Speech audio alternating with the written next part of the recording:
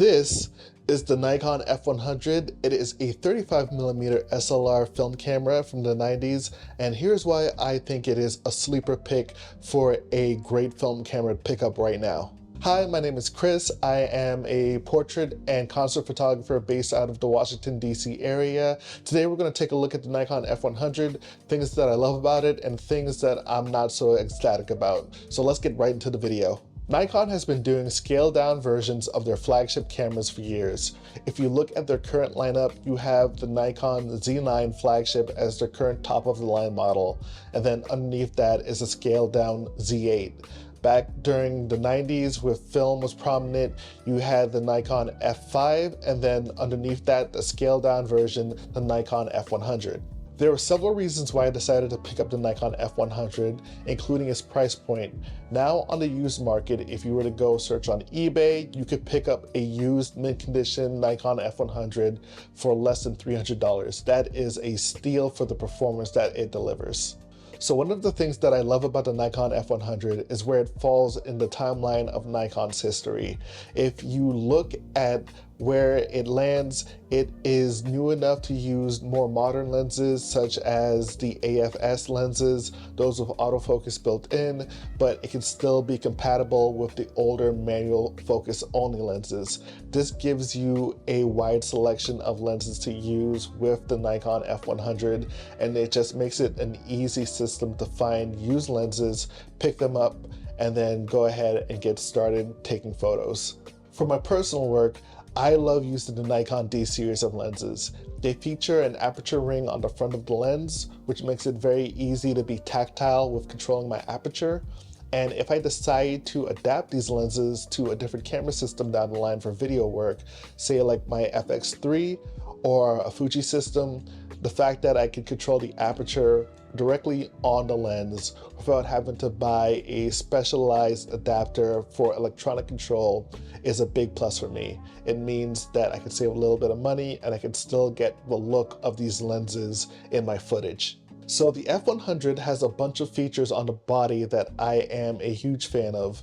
One of them is the fact that it automatically rewinds the film at the end of the roll. So once I'm finished shooting, it automatically rewinds, and then it allows me to take out the film canister that is finished inside the body and then easily swap that out for my next roll of film. So if I'm in a professional setting where I'm using this for work, I can easily go from one roll to the next without having to stop and slow down and manually rewind. I find that very beneficial.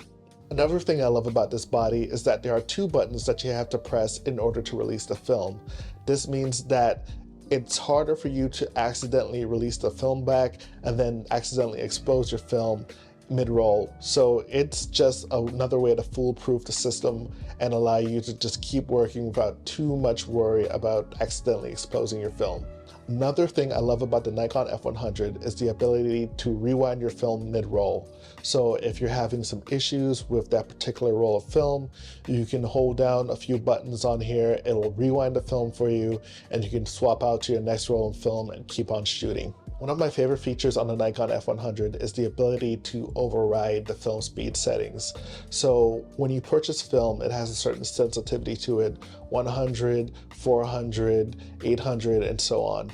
And what this allows you to do is, if you are somebody who wants to take a 400 stock film and treat it like it was 800 or 1600, you could do so by using the settings in the camera, and then the camera will automatically calculate how to expose properly for that film setting. It makes it very easy and very convenient, and it allows you to focus on other things like composition. So if you pick up any modern Nikon body, I'm talking about the F5, the F100, the D7000 series, the Z series, you will notice that they all feel very familiar, they feel wonderful in the hand, and that is something that I love about this body. My first camera, if you followed me for a while, was a Nikon D7100, and so holding this camera feels very familiar.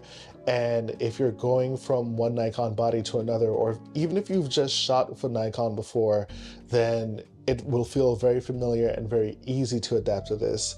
One of the things that I like about it is that it feels very good in the hand, and it has a nice weight to it. So it's not just going to be flying all over the place. It just feels very solid and easy to hold when you're taking your photos. Like a lot of scaled down flagship Nikon cameras, you can use a battery grip to both extend the life of the camera as well as allow it to use its full potential of features. However, one of my gripes with the battery grip for the F100 is that the space between your thumb and the wheel to attach it to the body is very narrow. So if you have bigger hands, it might be a little bit hard to untwist to release the battery grip. But outside of that, it's not that big of a deal. I keep my battery grip attached just because I like the ergonomics a lot better with it attached, and it just provides me with better options for portrait shooting. So I have this additional button over here in case I decide to go vertical and shoot like this. All in all, I think the Nikon F100 is a perfect sleeper pick for your next film camera. It is a professional build. It has a great selection of lenses. It has wonderful features for continuing your work or being a backup body if you're a professional and you're shooting. Plus, it's just very easy to get into if you're just learning film photography. So all that said, I hope you found this video useful. My name is Chris. Check out more in the description box. Like, share, subscribe, all the YouTube-y stuff, and I will check you all in the next one.